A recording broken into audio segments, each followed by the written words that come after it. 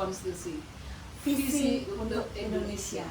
Nah, para pemirsa dan para mahasiswa, senang sekali kita bisa bertemu pada kesempatan yang indah ini. Saya Vita Cornelis sudah bersama Dr. Siti Maria SHMH. Beliau adalah dosen Fakultas Hukum Universitas Dr. Sutomo. Sama juga dengan seperti saya. Satu departemen. Satu mata kuliah yang diajar sama. Hukum acara Mahkamah Konstitusi, hukum tata negara. Kali ini kita akan belajar tentang hukum tata negara, namun secara sederhana dan ringan. Mudah-mudahan ini bisa kita pahami bersama. Ya, benar ya, Bu Siti. Oke, kali ini kita akan spesifik berbicara tentang hukum tata negara. Apa sih itu hukum tata negara, Bu Siti? Jadi kalau kita melihat definisi dari hukum tata negara, sesungguhnya banyak, ada sampai 26 pendapat dari para ahli, ya, termasuk dari Prof. Mahfud, dari Prof. Jimli, Prof. Bagirmanan, dan Prof. Smantri. Ya. Namun kalau kita simpulkan dari berbagai pendapat itu, akhirnya saya menyimpulkan begini, bahwa hukum tata negara itu mengatur tentang hubungan organisasi atau organisasi tentang negara, serta mengatur hubungan kelembagaan negara, baik itu secara vertikal maupun secara horizontal, serta di dalamnya juga mengatur tentang kedudukan warga negara serta hak-hak asasi manusia. Itu yang diatur dalam hukum tata negara. Ya. Berarti sangat penting belajar hukum tata negara. Sangat penting karena mengatur tentang tata kehidupan negara kita, tentang negara kita itu nanti akan dibawa kemana. Itu ada di dalam hukum tata negara ini. Karena negara kita itu tidak statis, ya. Sangat dinamis. Dengan adanya konstitusi, kemudian ada perkembangan, ya. Ada yang mengatakan kalau kita belajar hukum tata negara itu, ada pendapat para ahli bahwa mengatakan, oh, belajar hukum tata negara itu sama kayak belajar politik. Hukum tata negara itu karena di kaki kirinya itu ada hukum, kaki kanannya misalnya ada politik. Itu maksudnya bagaimana? Memang hukum tata negara itu sangat berkait dengan bidang-bidang ilmu-ilmu yang lain, termasuk dengan ilmu negara, ilmu administrasi hukum, administrasi negara, termasuk di dalamnya hukum politik, ilmu politik. Nah, mungkin kalau Bu Vita pernah membaca atau saudara pernah membaca bukunya Prof. Mahfud MD tentang politik hukum, itu jelas dikatakan bahwa produk hukum itu tidak lepas dari muatan-muatan politik penyelenggara negara atau siapa yang melahirkan produk-produk hukum.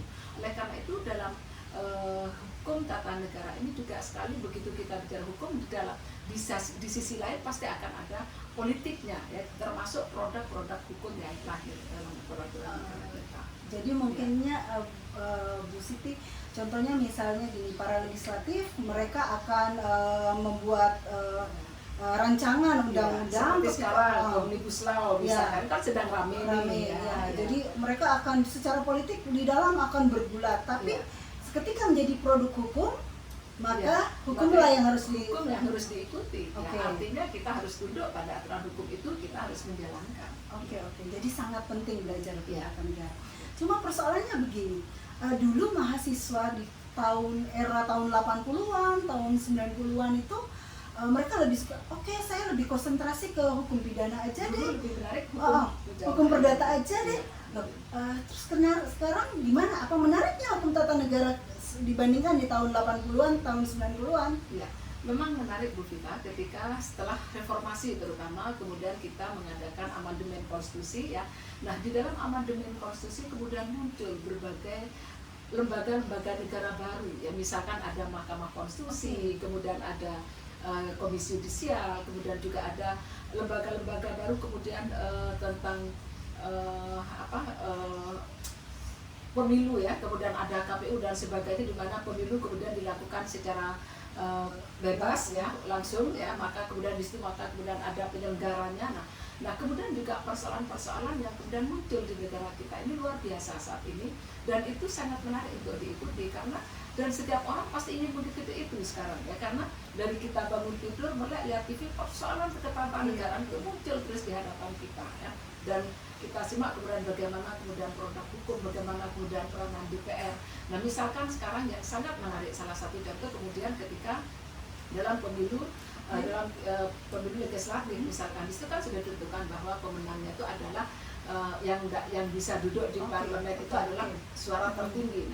Namun kemudian dalam praktek ketatanegaraan ternyata pemilik suara tertinggi kemudian diberhentikan oleh partai. Nah, itu kan merupakan sebuah kajian perdebatan di bidang hukum, dan saya kira itu menarik untuk kita kaji. Itu salah satu dan banyak sekali persoalannya. Jadi sangat menarik banget Ya. untuk para mahasiswa hukum meminati bidang hukum tata Ya. negara, karena sangat dinamis ketatanegaraan, Ya. apalagi dengan adanya amandemen kita di tahun 2000-an ya, tahun konstitusi itu, kemudian 99 sampai 2002 ya. ya, jadi hal yang sangat menarik. Kemudian jadi mahasiswa itu bisa lebih paham, apalagi kalau mahasiswa itu menjadi calon anggota DPR ya. Iya.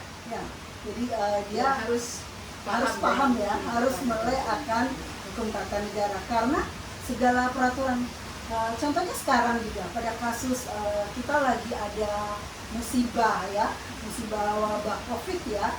Nah, itu ada darurat sipil atau apa ya, atau mungkin ini sangat berkaitan lagi. Salah satu informasi bahwa Dr. Siti ini disertasinya tentang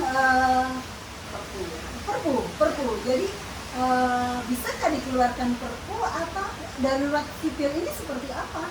Jadi memang kondisi negara kita saat ini dikatakan bahwa dalam kondisi darurat bencana ya, non alam ya. Maka di saat itu kalau kita lihat pasal 22 Undang-Undang Dasar NRI 45 itu memang bahwa negara bisa mengeluarkan perpu untuk mengatasi persoalan negara, dan ternyata Presiden tanggal 31 Maret kemarin sudah mengeluarkan Perpu nomor 1 tahun 2020 itu menyangkut tentang kebijakan apa yang akan dilakukan terhadap masalah perekonomian selama masa pandemi corona ini. Semoga bisa berlalu lah ya, badai pasti berlalu, kemudian kita bisa ketemu dengan para mahasiswa lagi kan, bisa aktivitas bisa kangen juga kan dengan mahasiswa, sangat kangen. Nah, oke, berarti kalau kita belajar hukum tata negara itu sangat banyak dan berhubungan dengan semua lini persoalan kehidupan, karena menyangkut tentang hak-hak kehidupan setiap orang, menurut hak-hak warga negara ya. Itu semua diatur oleh konstitusi atau di dalam hukum tata negara. Jadi kalau awal-awal perkuliahan mungkin kita akan belajar tentang pengertiannya hukum tata negara, hubungan hukum tata negara itu dengan ilmu yang lain, kemudian bukan hubungan baik-baik saja ya, tapi hubungan bagaimana. Ya, betul. Kemudian asas bagaimana hubungan baik-baik saja, bukan itu. Gitu. Keterkaitan antara hukum tata negara dengan politik, hubungan tata negara dengan administrasi negara, dan masih banyak. Ternyata sangat menarik untuk kita lebih menelusuri hukum tata negara. Oke, saya rasa sampai di sini dulu. Dan mungkin kita akan ketemu lagi dengan episode. Episode ini adalah episode hukum tata negara ya. Jadi ini episode hukum tata negara.